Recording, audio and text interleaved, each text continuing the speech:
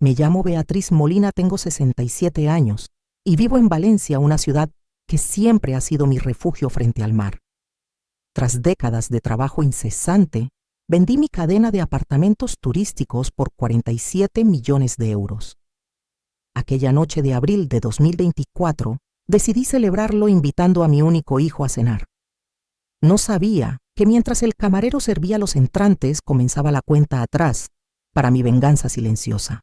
Antes de continuar, asegúrate de suscribirte al canal y cuéntame en los comentarios desde qué ciudad de España me estás viendo. Me emociona saber hasta dónde llegan nuestras historias.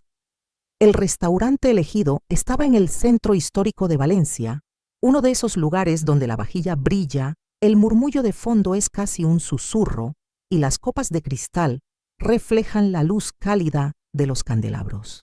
Frente a mí estaba Sofía, mi hija de 39 años, a quien crié sola desde que mi esposo Julián falleció en un accidente cuando ella tenía apenas 13. Aquella pequeña casa de huéspedes en Denia, que heredamos entonces, se transformó con el paso de los años en un auténtico imperio hotelero. Por ti, mamá, dijo Sofía, alzando su copa de cava con una sonrisa perfecta que siempre había derretido mi corazón. Eres increíble. 47 millones. ¿Te lo puedes creer? Sonreí. Alcé mi copa de zumo de granada. Mi cardiólogo me había prohibido el alcohol desde hacía meses por mi tensión arterial. A mi lado, Daniel, su marido, desde hacía 6 años, lucía satisfecho casi demasiado. Estoy tan contento de que por fin hayas vendido Bea, comentó Daniel con su tono suave pero con un trasfondo que me heló la espalda. Ahora podrás viajar, descansar. Ya te toca. Asentí sin decir mucho. Había en su voz un alivio que no me gustó. No parecía celebrar mi libertad sino anticipar algo. Ya tengo planes, respondí con serenidad. La Fundación Julián es solo el comienzo. Vi cómo Sofía tensó ligeramente la mandíbula. Fue un gesto fugaz, pero me bastó. Fundación, preguntó con una voz repentinamente dura. Sí, dije despacio. La mitad de la venta irá a becas para jóvenes de familias humildes. Tu padre siempre soñó con eso. El silencio que siguió fue espeso. No era alegría lo que vi en sus ojos, era miedo. Y en ese preciso instante comprendí que la batalla acababa de empezar.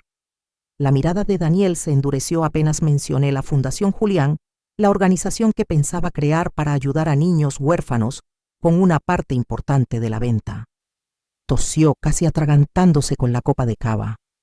«Qué maravilloso», dijo con una sonrisa forzada.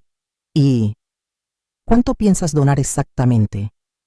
Antes de que pudiera responder, mi móvil sonó. Era Sofía Romero, mi abogada y amiga de toda la vida, una de las pocas personas en las que confío sin reservas. «Debo atender», dije levantándome. «Es sobre la firma final». Salí hacia el vestíbulo del restaurante donde la señal era mejor. La conversación fue breve, detalles técnicos para cerrar la operación a primera hora del día siguiente. Cuando regresé a la mesa, algo no cuadraba. Sofía, mi hija, y Daniel hablaban en susurros con una tensión que se evaporó apenas me senté. ¿Todo bien?, pregunté. «Claro, mamá», respondió ella sonriendo, aunque sus ojos contaban otra historia. «Solo le decía a Daniel lo orgullosa que estoy de ti». Levanté mi vaso de zumo de granada y me detuve. Un pequeño residuo blanco descansaba en el fondo como si algo se hubiera disuelto. Volví a dejar el vaso sobre el mantel. «¿Quién pidió postre?», pregunté con ligereza. La cena se prolongó media hora más. Pedí otro zumo alegando que el anterior estaba demasiado dulce. No aparté la vista de sus rostros, gestos tensos, sonrisas nerviosas, miradas que evitaban la mía. Algo se estaba cocinando, y no precisamente en la cocina del restaurante. Cuando nos despedimos en la acera, Sofía me abrazó con fuerza. «Te quiero», mamá susurró. Por un segundo quise creerla. Subí al coche y esperé a que su vehículo desapareciera. Estaba por arrancar cuando alguien golpeó suavemente mi ventanilla. Era Antonio, el camarero que nos atendió. Su rostro pálido me encogió el estómago. «Perdóneme, señora Beatriz», dijo en voz baja, «pero necesito decirle algo». Cuando salió a atender la llamada, Vi a su hija verter un polvo blanco en su vaso. Lo sacó de su bolso. Él señaló en dirección contraria, vigilaba que nadie los viera. Sentí que la sangre me abandonaba el cuerpo. Ya lo había sospechado, pero oírlo de un testigo me atravesó como un cuchillo. ¿Estás seguro?, susurré. Absolutamente. Llevo 15 años aquí. No podía quedarme callado, respondió mostrándome una bolsa de plástico sellada con mi vaso dentro. Lo guardé por si quiere analizarlo. Tomé la bolsa con manos temblorosas. Gracias, Antonio. Gracias. Y en ese instante supe que mi guerra silenciosa acababa de comenzar. Antonio me lanzó una última mirada de preocupación antes de volver al interior del restaurante. Me quedé sola en el coche con la bolsa que contenía el vaso de zumo en las manos, sintiendo cómo mi mundo se desmoronaba en silencio.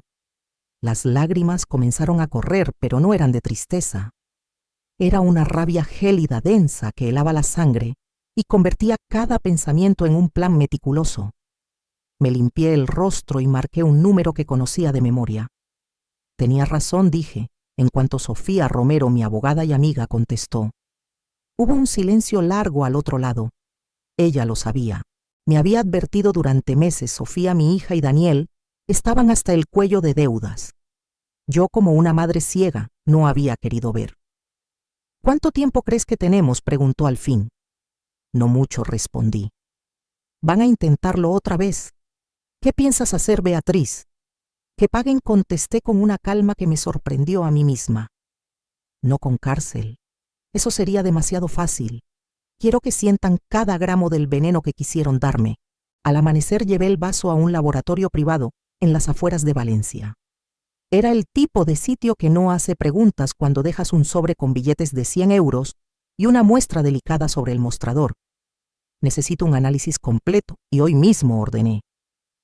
El técnico, un joven con gafas, asintió sin más. Mientras esperaba los resultados, me refugié en una pequeña cafetería de la Avenida del Puerto. Mi móvil sonó. Era Sofía, mi hija. Mamá, ¿estás bien? No tenías buena cara anoche, dijo con una preocupación ensayada. Estoy perfectamente, querida. Solo un poco cansada, respondí fingiendo ligereza. Ah, pensé que podrías estar enferma o algo. Decepcionada de que no esté muerta, pensé. Nada de eso. Estoy muy bien, insistí. Hubo un silencio cargado de tensión. Sobre lo de la fundación, dijo finalmente. ¿De verdad quieres hacerlo ahora? Acabas de vender los apartamentos. Podrías descansar. Ahí estaba. El dinero. Siempre el dinero. Sí, ya está todo en marcha. Firmo con Sofía Romero en unas horas. La respiración de mi hija se aceleró al otro lado de la línea. ¿Cuánto estás poniendo ahí, mamá? 30 millones de euros, mentí con serenidad calculada. La desesperación contenida en su silencio me confirmó que había tocado un nervio. Tengo que irme, querida. Llegó el taxi, dije antes de colgar. Y en ese instante supe que mi venganza silenciosa había comenzado oficialmente. Ahora sabía exactamente cuánto valía mi vida para mi hija, 47 millones de euros. Ni un céntimo más. 3 horas después el laboratorio me llamó. Los resultados estaban listos. Cuando el técnico me entregó el sobre, noté el temblor leve en sus manos. Sabía lo que había encontrado. Señora, esto es... empezó a decir. Levanté la mano. Gracias, respondí con frialdad, pagando en efectivo el resto de lo acordado. En el coche abrí el sobre. El informe era claro y escalofriante: propranolol, en una dosis 10 veces superior a la terapéutica normal. Según el informe, esa cantidad podía provocar bradicardia severa, hipotensión y un posible paro cardíaco en personas con enfermedades cardiovasculares preexistentes. Justo lo que yo tenía: hipertensión y un leve soplo cardíaco. Y Sofía, mi hija, lo sabía perfectamente. Una muerte así parecería un simple ataque cardíaco. Una viuda de 67 años recién enriquecida bajo estrés. El plan perfecto. Conduje hasta la oficina de Sofía Romero, mi abogada, en el centro de Valencia. Cuando entré, ya me esperaba detrás de su escritorio de roble con sus gafas de montura negra y expresión firme. ¿Y bien?, preguntó, aunque su tono indicaba que ya sabía la respuesta. Puse el informe sobre la mesa. Ella lo leyó rápido, sin gestos dramáticos, solo apretando ligeramente los labios. Propranolol, dijo. Una elección sutil, difícil de detectar en una autopsia común. Estudió enfermería 2 semestres antes de abandonarlo, expliqué. Debió aprender lo suficiente. ¿Qué vas a hacer, Beatriz? Llevarlo a la policía. Negué con la cabeza. No pienso ver mi nombre y el de Julián arrastrados por los tribunales. Entonces, ¿qué? Respiré hondo sintiendo una calma nueva peligrosa. Quiero que paguen, pero a mi manera. Sofía abrió un cajón y sacó una carpeta gruesa. Ya lo imaginaba. He pedido un informe financiero completo de Sofía y Daniel. Abrí la carpeta. Página tras página, el retrato era demoledor. Tarjetas de crédito al límite, préstamos con intereses abusivos, un coche de lujo con cuotas impagas, un piso hipotecado al borde de la ejecución, viajes exóticos y cenas ostentosas. Una vida construida sobre deudas. Están en bancarrota, dije cerrando la carpeta. Exacto. Y cuando mencionaste la fundación, se dieron cuenta de que perderían su última tabla de salvación, respondió Sofía Romero. Me quedé en silencio con un nudo en la garganta. Lo que más dolía no era el intento de matarme, era saber que nunca me pidieron ayuda. Yo habría dado todo por ellos. Pero esta vez dije en voz baja, jugaré yo. Algunas personas están cegadas por la codicia, Beatriz, dijo Sofía Romero cruzando las manos sobre el escritorio. No pueden ver más allá de su propio deseo.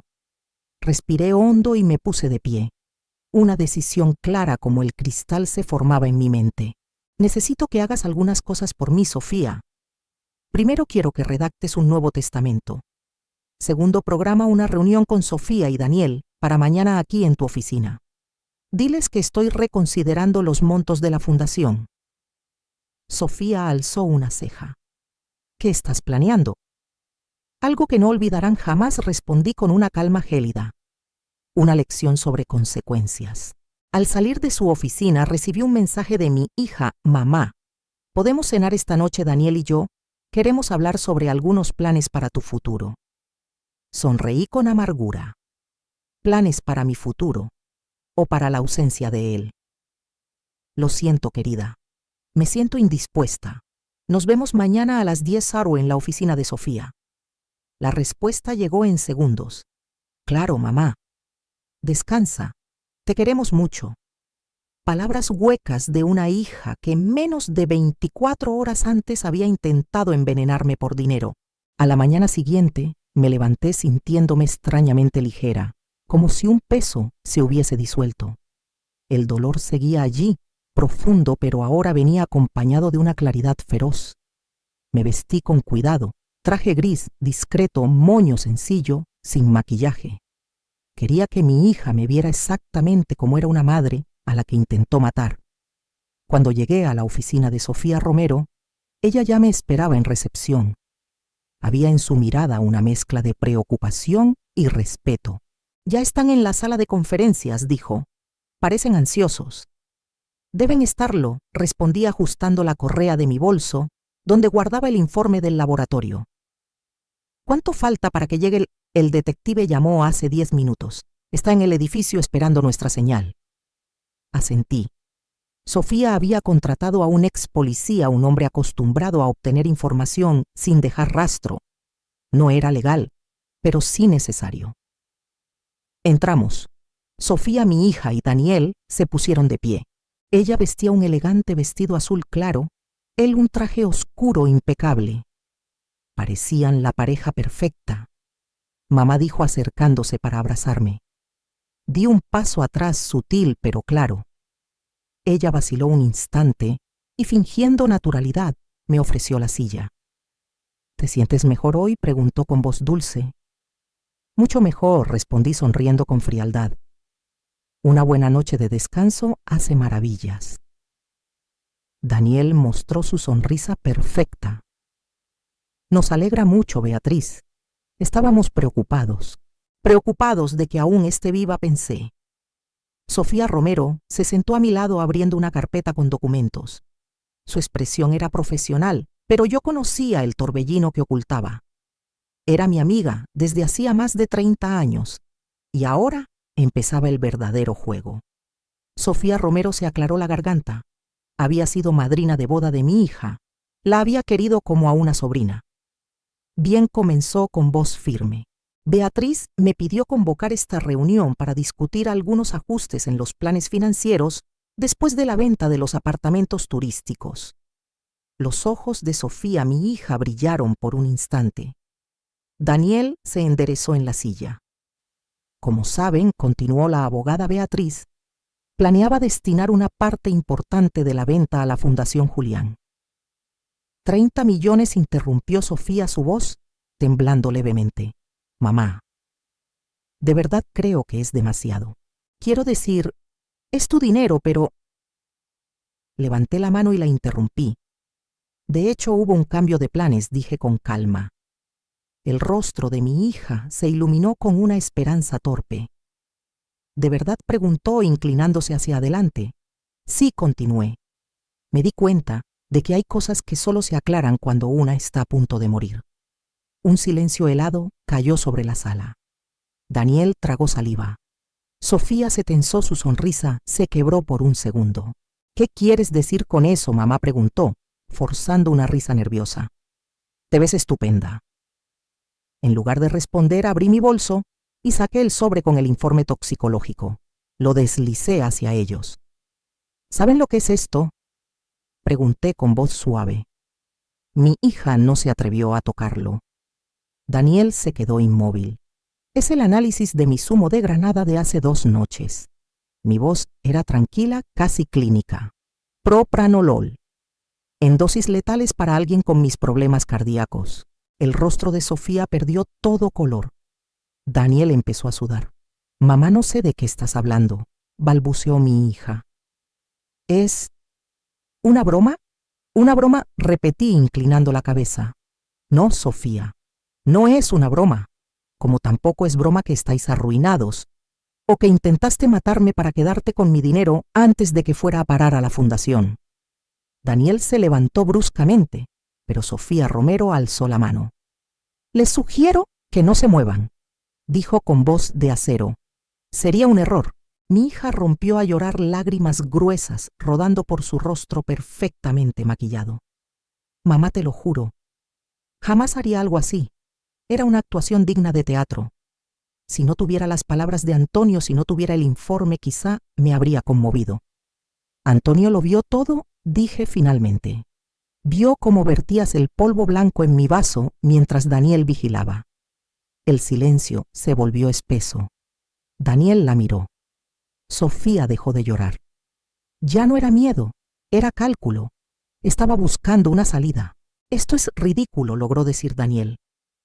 Nos acusas de intento de asesinato con el testimonio de un camarero y un informe. Y entonces sonreí, porque el juego acababa de empezar. Un informe de laboratorio que podría o ni haber sido falsificado, terminó diciendo Daniel con un tono que intentaba sonar desafiante. Sofía Romero esbozó una sonrisa sin humor. Por eso dijo, tomando el teléfono fijo, tenemos un invitado especial esperando para unirse a nosotros. Marcó un número. Habló brevemente. Segundos después la puerta se abrió y entró un hombre alto de expresión severa. Vestía un traje discreto y sostenía una carpeta similar a la de Sofía. Este es Carlos Méndez, presentó Sofía, es inspector de la Policía Nacional, ahora consultor privado. Carlos saludó con un leve asentimiento y se sentó junto a ella. El señor Méndez ha pasado las últimas 48 horas investigando, continué, y ha descubierto cosas muy interesantes sobre vosotros dos. El silencio fue absoluto. Mi hija Sofía palideció y Daniel se removió inquieto en la silla. Por ejemplo, seguí con voz firme. Daniel hizo varias búsquedas en Internet sobre los efectos del propranolol en pacientes con enfermedades cardíacas. Tú, Sofía, compraste el medicamento con un nombre falso en una farmacia en Xàtiva. y ambos debéis más de 2 millones de euros a personas que no se caracterizan precisamente por su paciencia con los deudores. Daniel empezó a temblar. Sofía parecía en estado de shock, mirando un punto invisible. ¿Qué quieren?, preguntó finalmente con una voz apagada. ¿Qué quiero?, repetí sintiendo una oleada de tristeza profunda. Quiero entender cómo llegaste a esto. ¿Cómo mi propia hija pudo pensar en matarme? ¿En qué momento el dinero se volvió más importante que el amor, que la familia? Que todo lo que creí haberte enseñado Sofía me miró directamente por primera vez. Ya no había lágrimas ni miedo, solo frialdad. ¿Quieres saber por qué?, dijo con calma helada. Porque siempre te importaron más tus hoteles, tu dinero y tu dichoso legado que yo. Porque después de que papá murió, te enterraste en el trabajo y me dejaste sola. Y porque prometiste que un día todo sería mío, y ahora prefieres dárselo a una estúpida fundación. Sus palabras me golpearon en el pecho como un martillazo. Sofía, susurré. Trabajé toda mi vida por nosotras para darte lo que yo nunca tuve. Y míranos, replicó con amargura. Tú con tus millones y yo intentando matarte para no perderlo todo. El silencio que siguió fue brutal. Daniel la miraba con horror. Sofía, cállate, susurró pálido. ¿Para qué rió ella un sonido hueco? Ya lo sabe todo. La miré, mi hija, mi niña, mi traición. Respiré hondo y dije, tienen 2 opciones. Primera, Sofía llama a la policía y sois arrestados por intento de homicidio. Con la evidencia que tenemos, la condena es casi segura. Ella bajó la mirada. Daniel parecía a punto de desmayarse. Segunda opción, continué. ¿Firman los documentos que Sofía preparó?, dije con voz firme. Confiesan todo por escrito. La confesión quedará guardada en una caja fuerte. Si me ocurre algo, sea natural o no, el contenido será entregado inmediatamente a la policía. Y, a cambio, preguntó Daniel apenas audible. A cambio desaparecéis de mi vida para siempre, respondí sin temblar. Sin contacto, sin cartas, sin llamadas, sin perdón. Toman lo que tienen y se marchan del país. Empiezan una nueva vida. Lejos de mí. Sofía Romero deslizó sobre la mesa un documento grueso, una confesión detallada, acompañada de un acuerdo legal que les prohibía acercarse a mí bajo pena de divulgar todo. ¿Y el dinero?, preguntó mi hija Sofía al fin con los ojos vidriosos. ¿Qué pasa con él? Sentí una punzada en el pecho. Incluso acorralada seguía pensando en el dinero. La mayor parte irá a la Fundación Julián, como estaba planeado, respondí. Pero saldaré vuestras deudas, con la condición de que nunca regreséis. Daniel miró a mi hija, luego a los papeles. ¿Podemos hablarlo a solas? No intervino Sofía Romero con frialdad. O firman ahora o llamo a la policía. No hay negociación. El silencio pesó como plomo. Finalmente mi hija extendió la mano hacia la pluma. No tenemos opción, murmuró mirando a Daniel. ¿Es esto o la cárcel? Mientras firmaban hoja tras hoja, un vacío helado crecía en mi interior. Era el final. No habría abrazos ni redención. Solo el cierre amargo de una historia familiar que yo había dedicado mi vida a proteger. Cuando terminaron, Sofía guardó la carpeta con precisión. El señor Méndez los acompañará a vuestro piso para recoger lo esencial. Tienen 48 horas para abandonar el país. Si no lo hacen, la policía recibirá la confesión, informó con voz implacable. Daniel asintió derrotado. Mi hija, en cambio, no levantó la vista de la mesa. Una última cosa, dije mientras se levantaban. ¿Por qué y no me repitas esa historia de abandono? ¿Sabes que no es verdad? Te lo di todo, Sofía. Todo. Por primera vez en horas levantó la mirada. Y lo que vi me heló un vacío seco y duro, como si algo esencial se hubiese perdido hacía mucho tiempo, porque era más fácil, respondió con una sinceridad escalofriante. Más fácil que trabajar, que construir algo propio, que admitir que lo arruinamos todo. Adiós, Sofía, dije sintiendo cada palabra como una piedra. No respondió. Salió tras Daniel y Carlos Méndez sin mirar atrás. La puerta se cerró con un clic suave y comprendí que mi hija había desaparecido para siempre. Sofía Romero me tomó la mano. ¿Estás bien? Negué con la cabeza. Las lágrimas que había contenido durante horas finalmente cayeron en silencio. Te llevaré a casa, susurró ella, y por primera vez en mucho tiempo me sentí completamente sola. En el coche, mirando por la ventanilla, vi a familias caminando por las aceras, madres tomando de la mano a sus hijos pequeños adolescentes, discutiendo con sus padres, parejas compartiendo risas. Eran escenas cotidianas normales, pero sentí que pertenecían a un mundo al que yo ya no tenía acceso. Pasaron 2 semanas. Carlos Méndez me confirmó que Sofía, mi hija y Daniel habían salido de España rumbo a Portugal con el poco dinero que les quedaba. Cumplí mi promesa de pagar sus deudas no por compasión, sino para evitar que prestamistas peligrosos los buscaran y, peor aún, llegaran a mí. Me refugié en una rutina silenciosa. Por las mañanas caminaba por la playa de la Malvarrosa, a pocos minutos de mi casa. Por las tardes revisaba los papeles de la Fundación Julián, tratando de encontrarle un propósito a lo que había sobrevivido. Por las noches me sentaba en el balcón, con una taza de té, mirando el mar intentando entender cómo había llegado hasta ese punto. Fue durante una de esas noches tranquilas cuando Sofía Romero apareció sin avisar. Llevaba una carpeta bajo el brazo y una expresión decidida. «Basta de lamentarte», dijo al entrar y dejar la carpeta sobre la mesa. «Es hora de empezar a vivir otra vez». «¿Qué es esto?», pregunté desconcertada. «Proyectos», respondió mientras abría la carpeta. «Proyectos para la Fundación Julián. Cosas reales que puedes hacer ahora a personas a las que puedes ayudar». Dentro había propuestas detalladas: un albergue para niños huérfanos, un programa de becas para jóvenes de barrios vulnerables y un centro de formación profesional. «¿Por qué me muestras esto ahora?», pregunté. «Porque te estás ahogando en la culpa», dijo, mirándome a los ojos. «Te preguntas qué hiciste mal, pero la verdad es que algunas personas simplemente eligen mal. No importa cuánto amor reciban. Tu hija eligió su camino.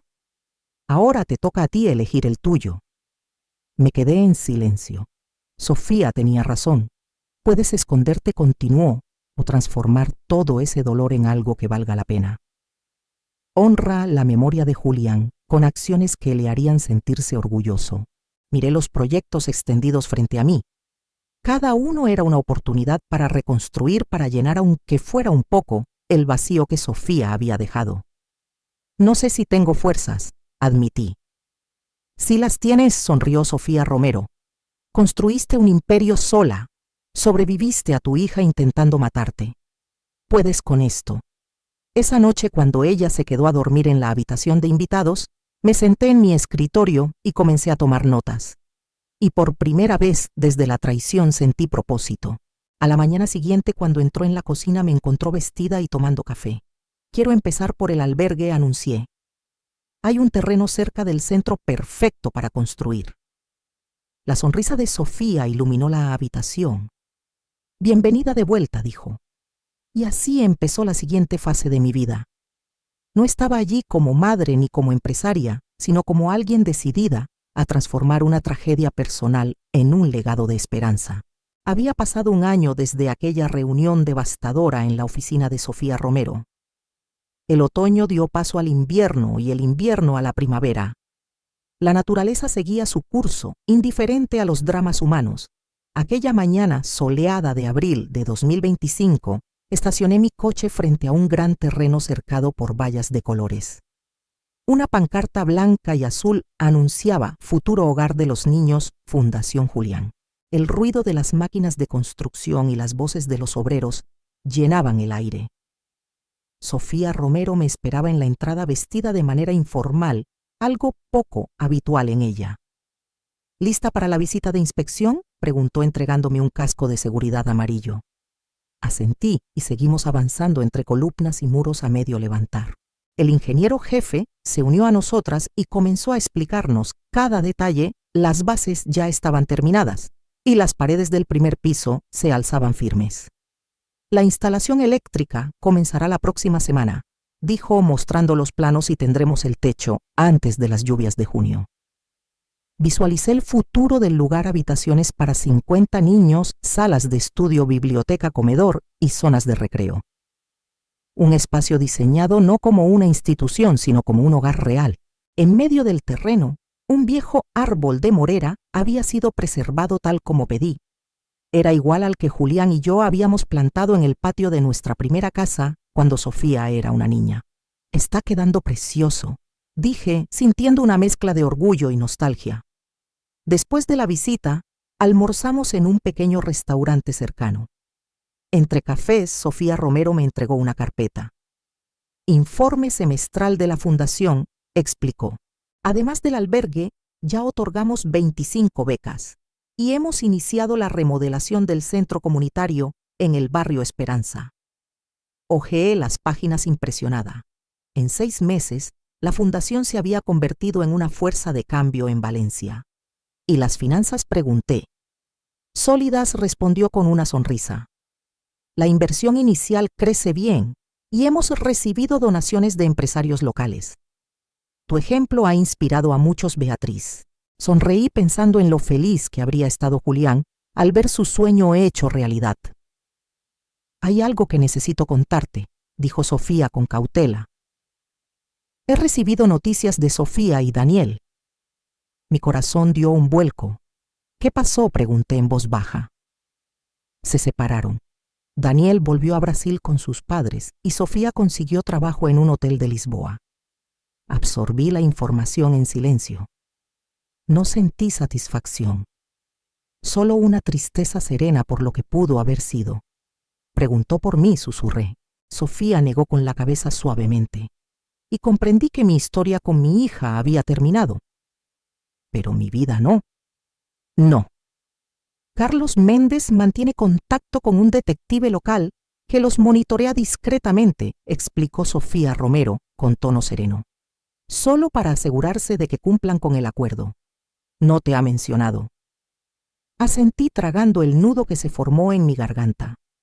Era mejor así. Cortar los lazos, eliminar toda ilusión de reconciliación. Sofía, mi hija, había elegido su camino y yo el mío. Esa noche sentada en el balcón como de costumbre, pensé en cómo la vida había tomado rumbos que jamás imaginé. La traición de mi hija había roto algo dentro de mí, pero también había abierto espacio para que algo nuevo creciera, un propósito distinto, libre del peso de lo que fue. El sonido del móvil interrumpió mis pensamientos. Un número desconocido. Hola, respondí con cautela. Señora Beatriz Molina, dijo una voz joven femenina. Sí, soy yo. Mi nombre es Luisa Carballo. Soy una de las becarias de la Fundación Julián. Me sorprendí. No era habitual que las becarias tuvieran mi número personal. Hola, Luisa. ¿Cómo conseguiste mi contacto? La doctora Sofía Romero me lo dio. Dijo que debía hablar directamente con usted sobre mi proyecto. Sofía, siempre tan libre para decidir, pero casi nunca se equivocaba. ¿De qué proyecto se trata?, pregunté. Estoy estudiando medicina y además de mis clases trabajo en una investigación sobre tratamientos alternativos para enfermedades cardíacas. Mi interés se despertó al instante. Las enfermedades cardíacas siempre fueron un tema sensible. Para mí. Julián murió por un infarto fulminante. Continúa, la animé. Estamos desarrollando una técnica de regeneración de tejidos que ha mostrado resultados prometedores en pruebas preliminares. Explicó con entusiasmo. Pero necesitamos ampliar la investigación y buscamos apoyo.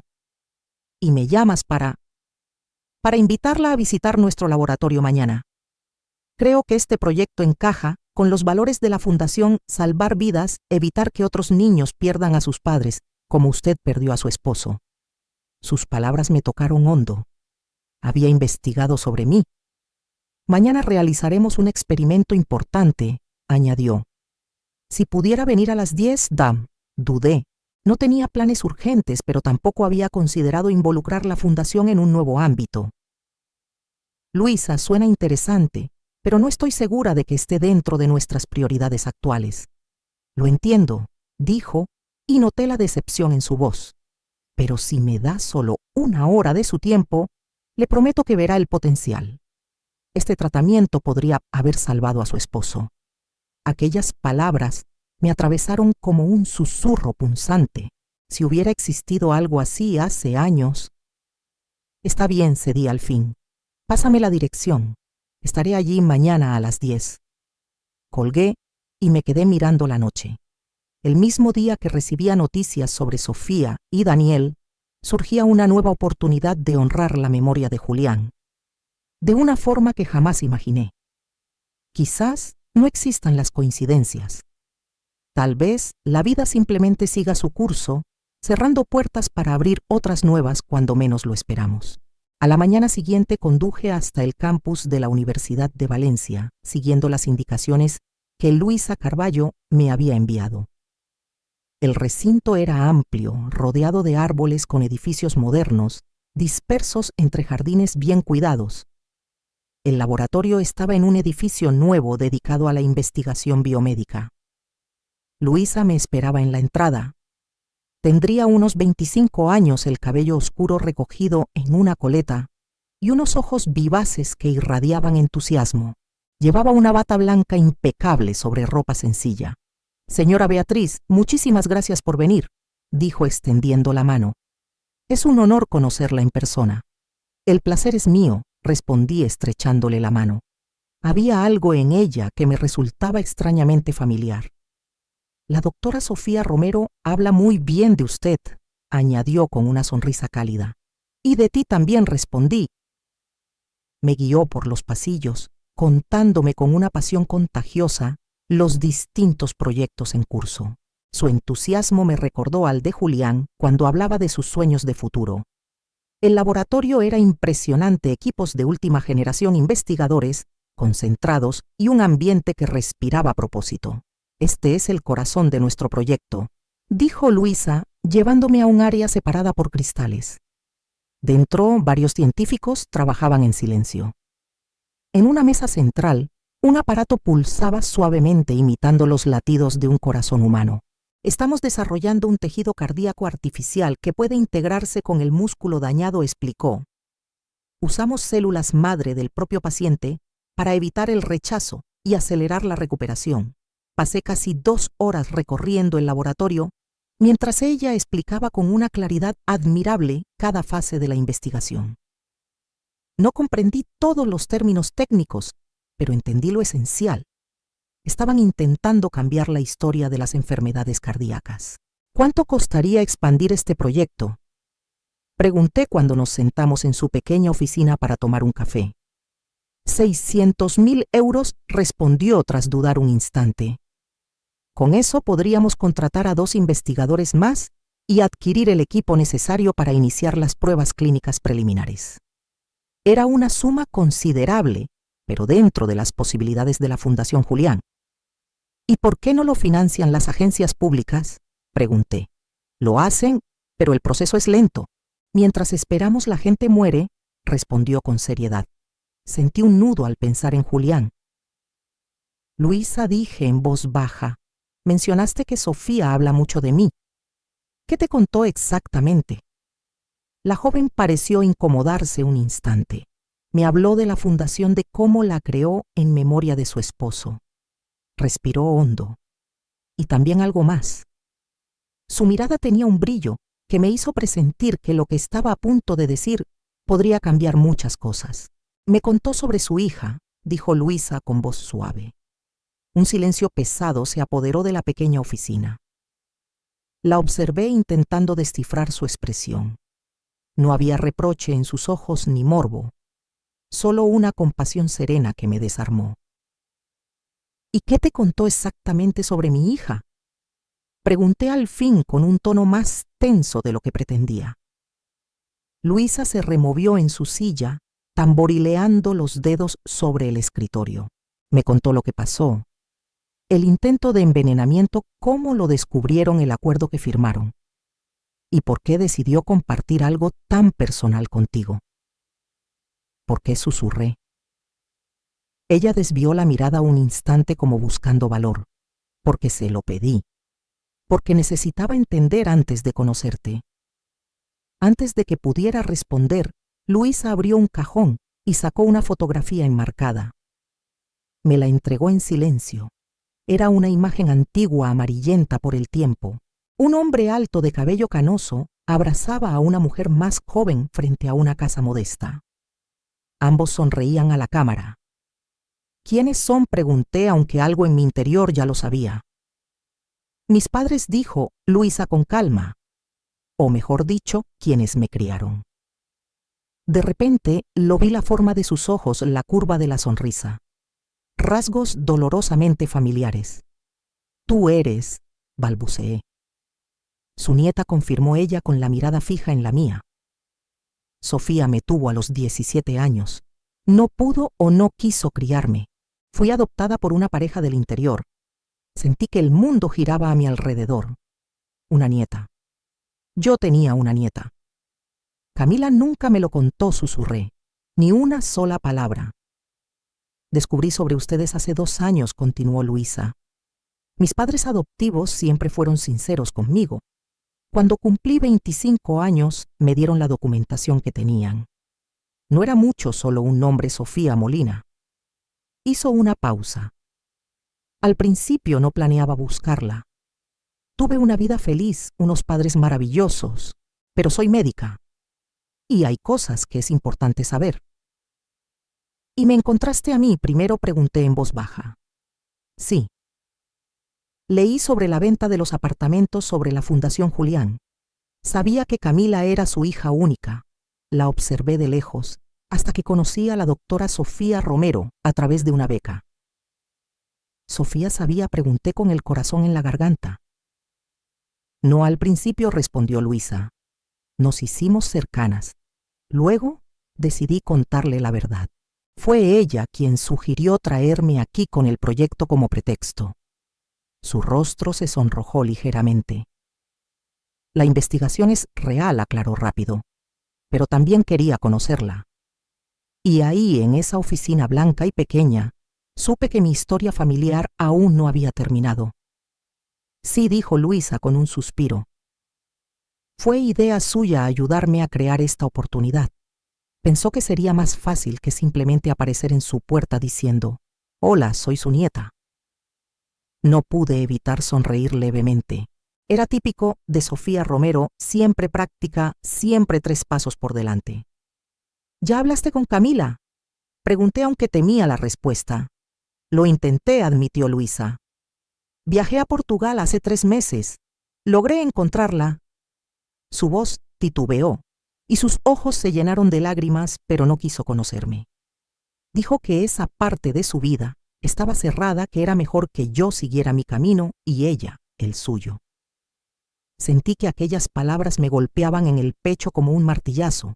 A pesar de todo lo que había hecho Sofía, todavía conseguía sorprenderme con su crueldad. Rechazar a su propia hija, negarle siquiera una conversación. «Lo siento mucho», dije, extendiendo mi mano para sostener la suya. «Está bien», respondió secándose las lágrimas. «Yo tuve padres maravillosos. No estoy buscando una madre. Solo pensé que quizá a usted le gustaría saber que tiene una nieta, que una parte de su legado sigue viva». La miré, esta joven inteligente, compasiva, fuerte, y sentí cómo algo dentro de mí se deshacía. Un nudo de dolor y amargura que había cargado desde la traición de mi hija comenzó a pronto a aflojarse. «Luisa», dije con la voz quebrada, «me encantaría conocerte de verdad. No como patrocinadora de tu investigación, sino como tu abuela. Si tú quieres, claro». Su rostro se iluminó con una sonrisa que me recordó a Sofía cuando era niña, antes de que sus elecciones la convirtieran en alguien irreconocible. «Me gustaría mucho», respondió. En ese momento algo cambió profundamente.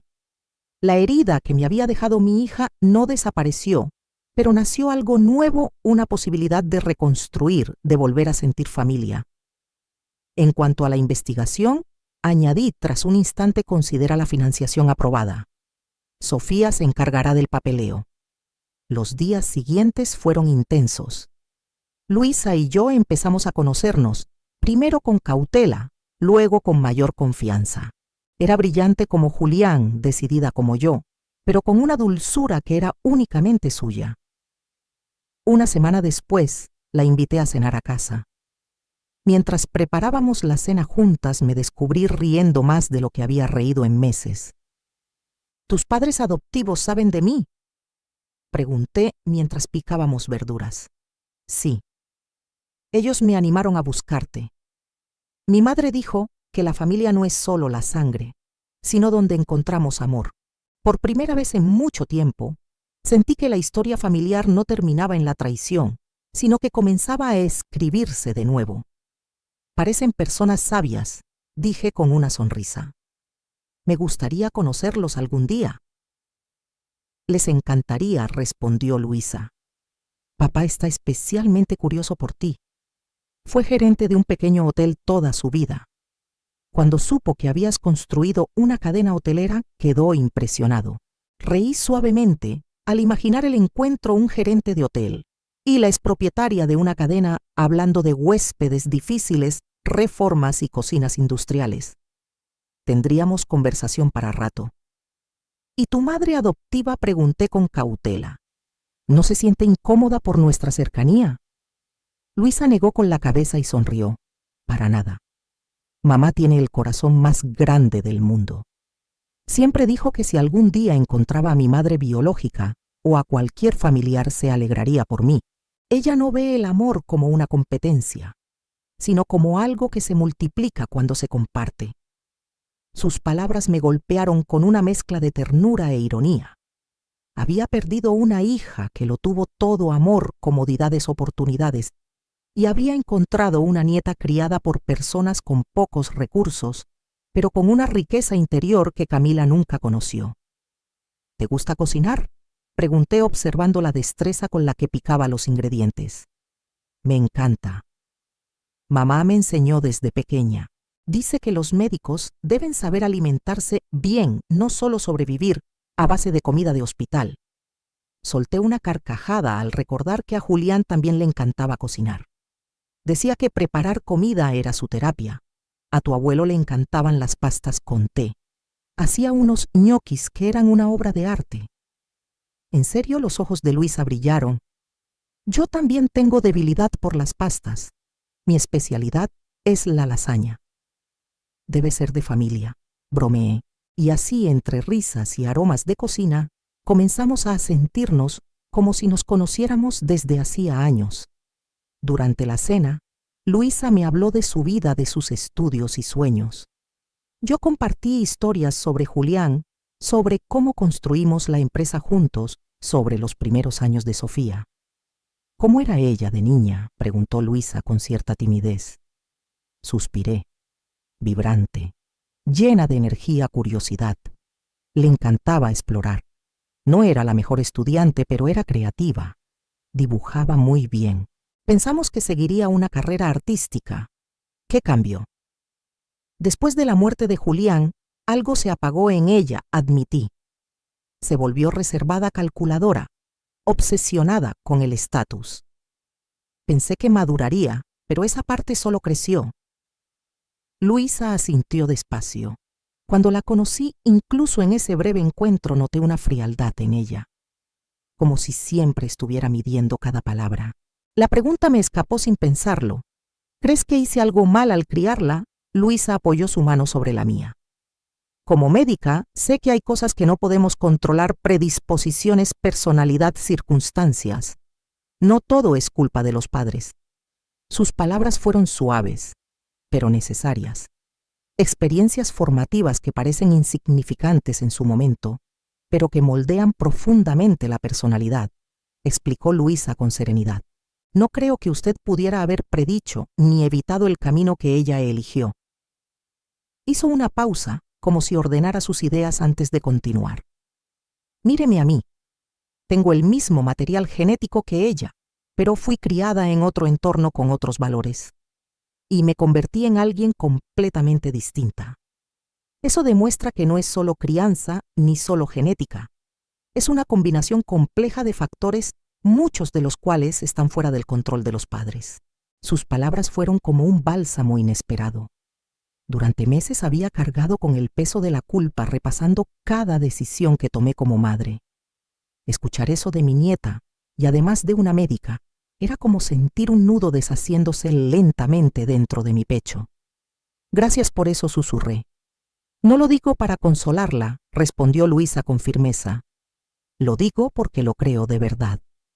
Después de cenar saqué el viejo álbum familiar. Nos sentamos juntas en el sofá y ella lo abrió con curiosidad. Página a página fue descubriendo la historia de nuestra familia, mi boda con Julián, los primeros años de Sofía, vacaciones, cumpleaños, pequeños momentos congelados en el tiempo. Esta soy yo a los 27 años, dije señalando una foto frente al primer hotel que abrimos. Es increíble, respondió Luisa. Tenemos los mismos ojos y la misma determinación. Llegamos a las últimas páginas con fotos de hace 3 años, la boda de Sofía y Daniel. Él tiene cara de desagradable, comentó Luisa con una sinceridad desarmante. Reí, pero mi voz sonó amarga. Era encantador cuando quería, pero siempre hubo algo en él que no me convencía. Y ahora están separados, murmuró ella con un matiz de preocupación. Sí, ella está sola en Portugal. Luisa levantó los hombros vulnerable. Es raro. Nunca la conocí realmente. Es mi madre biológica, pero es una completa extraña. Aún así no puedo evitar preocuparme por ella. Supongo que es mi lado médico, queriendo arreglar personas rotas. Le acaricié la mejilla con ternura. No es tu lado médico, Luisa. Es tu corazón. Grande y demasiado generoso. Tal vez, dijo sonriendo con melancolía, pero no voy a insistir. Ella dejó claro que no me quiere en su vida. Esa noche cuando Luisa se fue me quedé en el balcón largo rato mirando las estrellas. Había perdido una hija, pero había ganado una nieta. La traición de Sofía, tan dolorosa, me había conducido hasta Luisa. La vida tenía un sentido del humor extraño, cruel y bondadoso a la vez. Mientras contemplaba el cielo, sentí una paz nueva. No era el fin del dolor, pero sí el comienzo de algo distinto, inesperado y profundamente valioso. Había pasado un año desde aquel primer encuentro con Luisa Carballo, un año de cambios profundos, de descubrimientos inesperados, de un tipo de renacer que jamás imaginé vivir a mis 69 años. Esa mañana soleada de domingo, el gran salón del hogar infantil, Julián Molina, estaba decorado con globos multicolores y cintas festivas.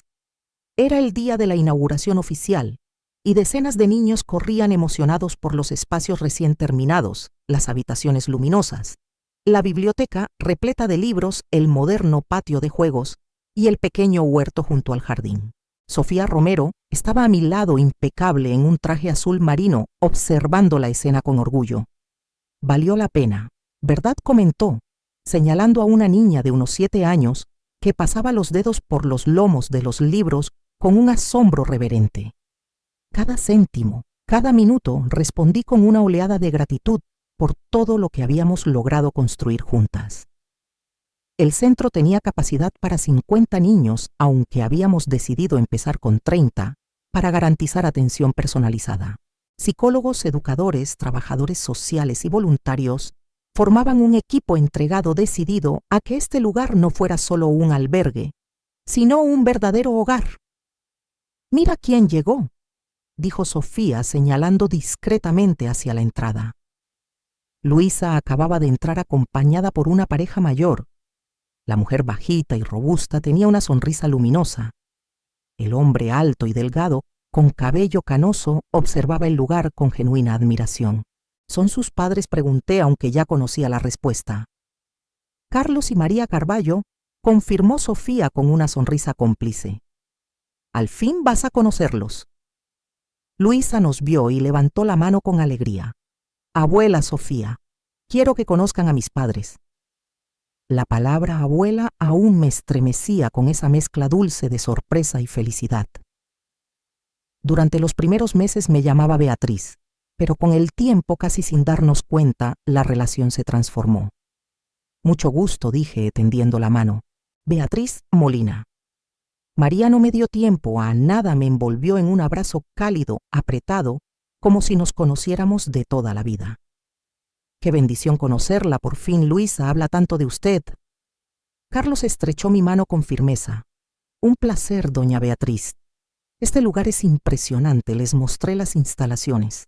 Carlos, con su experiencia en hotelería, hacía preguntas precisas sobre organización y logística. María, en cambio, se detenía en los detalles humanos, las colchas coloridas, los peluches en cada cama, las salas de actividades. Cada niño tendrá su propio espacio, expliqué. No grande, pero suyo. Queríamos evitar el frío de las instituciones. Lo han conseguido, dijo María, tocando suavemente una colcha. Aquí no se siente como un centro, se siente como un hogar. Sus palabras me llenaron el pecho de calor. Había soñado con ese momento, y ahora era real. Era exactamente lo que Julián y yo habríamos deseado, un lugar donde los niños sin familia pudieran encontrar no solo refugio, sino también afecto, seguridad y oportunidades reales. Tras la inauguración oficial con discursos corte de cinta y un sinfín de fotografías, organizamos un almuerzo para los invitados especiales en el jardín. Bajo la sombra del viejo IP amarillo, ahora rodeado por una plataforma circular de madera, se dispusieron mesas para unas 50 personas, entre empleados, autoridades, patrocinadores y, por supuesto, los niños. Me senté con Luisa y sus padres adoptivos, mientras Sofía Romero se movía entre los invitados, siempre la anfitriona perfecta. Entonces, Carlos, comencé sirviéndole más limonada. Luisa me contó que usted gestionó un hotel durante muchos años. Él asintió con una sonrisa orgullosa. 35 años en el Gran Hotel Serra Verde. Empecé como recepcionista y terminé como gerente general. Nada comparado con su cadena, claro, pero era un buen hotel, muy respetado en la región. Administrar cualquier hotel con éxito durante tanto tiempo requiere talento, respondí sinceramente. Y debe haber visto muchos cambios en la industria. Oh, sí, rió. Cuando comencé las reservas se escribían en un libro enorme. Ni hablar de ordenadores. Los jóvenes de hoy no tienen ni idea. Conversar con Carlos era sorprendentemente fácil. Aunque nuestras trayectorias habían sido diferentes, compartíamos preocupaciones similares, las mismas historias de madrugones, clientes exigentes y personal leal. Mientras tanto, María, su esposa, charlaba con Luisa sobre el hogar. Había sido maestra de primaria y su calidez natural se notaba en cada gesto. «Sabe», me dijo volviéndose hacia mí, «cuando Luisa nos contó de usted me sentí un poco aprensiva. Pensé, ¿será que esta señora rica nos encontrará demasiado simples? ¿Querrá quitarnos nuestro lugar en su vida?» Su franqueza me tomó por sorpresa. «Yo jamás», empecé a decir, pero ella me interrumpió con una sonrisa. «Lo sé ahora. Pero las madres siempre se preocupan. Ver este lugar me mostró quién es usted de verdad. Alguien con un corazón enorme». Sus palabras me conmovieron más de lo que imaginaba. Fue Luisa quien me devolvió la esperanza, confesé en voz baja. Después de lo que pasó con Sofía, pensé que pasaría el resto de mi vida sola y amargada. María apretó mi mano con ternura. Los niños tienen ese don, sanar heridas que creíamos incurables. Después del almuerzo, mientras los pequeños jugaban en el patio, Luisa me llevó a un rincón tranquilo del jardín. Sus ojos brillaban. «Tengo una noticia», dijo con una sonrisa contenida. «Nuestro proyecto de regeneración cardíaca fue aprobado para pruebas clínicas preliminares». «Luisa», exclamé abrazándola, «eso es maravilloso, lo supe ayer. Quería decírtelo personalmente. Y en medio de aquella fiesta infantil, supe que la historia de nuestra familia, rota un día por la traición, se estaba reescribiendo con esperanza. Pacientes con daño cardíaco moderado que no han respondido bien a los tratamientos convencionales», explicó Luisa Carballo, sus ojos brillando de emoción.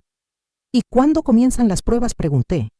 En 3 semanas respondió: si todo sale bien, podremos ampliar la muestra en 6 meses. La miré con un orgullo difícil de contener. En solo un año, Luisa ahí había pasado de ser una becaria entusiasta a liderar un proyecto pionero con el potencial de salvar miles de vidas. Tu abuelo estaría tan orgulloso, dije, sintiendo un nudo en la garganta. Tan orgulloso. Luisa apretó mis manos. Su rostro de pronto adoptó una expresión seria. Recibí un correo electrónico ayer de Sofía. Mi corazón dio un pequeño salto. Un año entero, sin saber nada de ella directamente. Solo informes breves del detective contratado por Sofía Romero que confirmaban que seguía en Portugal trabajando en el mismo hotel y llevando una vida aparentemente tranquila, pero solitaria. ¿Qué quería?, pregunté, intentando mantener la voz firme. Dijo que había visto en internet algo sobre el proyecto de regeneración cardíaca, que está orgullosa de mí. Su tono mezclaba desconcierto y cautela. ¿Has respondido?, pregunté. Todavía no. No sé si debo hacerlo. La parte de mí que aún dolía quería decirle que ignorara ese mensaje, que se protegiera. Pero la otra parte, la que había aprendido a reconstruirse, sabía que esa decisión no me correspondía. ¿Qué dice tu corazón?, pregunté en voz baja. Luisa suspiró mirando a los niños que jugaban en el patio iluminado. Una parte quiere responder, saber más sobre ella, tal vez construir algo. Pero otra recuerda cómo me rechazó, cómo te trató a ti. Y tiene miedo. El miedo es comprensible, dije, pero también lo es la curiosidad. ¿Qué harías tú?, preguntó, buscando en mí una guía. Reflexioné unos segundos. Creo que todas las personas merecen una segunda oportunidad. Dije despacio. No necesariamente para volver a tu vida, pero al menos para ser escuchadas. Tal vez puedas responder de forma limitada, sin expectativas. Luisa asintió lentamente. Lo pensaré, dijo. Entonces llegó la pregunta inevitable. ¿Y tú, si ella intentara contactarte, la aceptarías? Un año atrás habría respondido con un no rotundo. Pero ahora... No lo sé, contesté con honestidad. Luisa sonrió y entrelazó su brazo con el mío. No tenemos que decidir hoy. Tenemos tiempo. Caminamos juntas hacia la noche suave de Valencia, dejando atrás el hogar infantil Julián Molina, pero llevando con nosotras una certeza profunda de las cenizas de la traición. Habíamos construido algo real. El veneno que Sofía intentó darme se había convertido en el catalizador de una nueva vida. Imperfecta, sí, pero una vida que valía la pena vivir. Durante todo este camino he aprendido algo que quiero compartir contigo. La vida no siempre es justa ni sencilla. A veces las personas que más amamos nos fallan de formas que nunca imaginamos. Eso me pasó a mí. Pero también descubrí que incluso en medio del dolor pueden nacer nuevas oportunidades, nuevas conexiones y nuevas razones para seguir adelante. Por eso, si esta historia te ha llegado al corazón, te invito a apoyarme. Dale me gusta a este video, suscríbete al canal y cuéntame en los comentarios qué piensas de mi historia. ¿Qué hubieras hecho tú en mi lugar? Tu voz importa y leer tus palabras me hace sentir que no camino sola. Y si estás pasando por algo parecido, déjame decirte esto: no dejes que el rencor decida por ti. A veces la vida se recompone de formas que no podemos prever. La familia no siempre es la que te traiciona, a veces es la que eliges construir. El dolor no desaparece de un día para otro, pero puede transformarse en fuerza, en propósito, en una nueva forma de amar.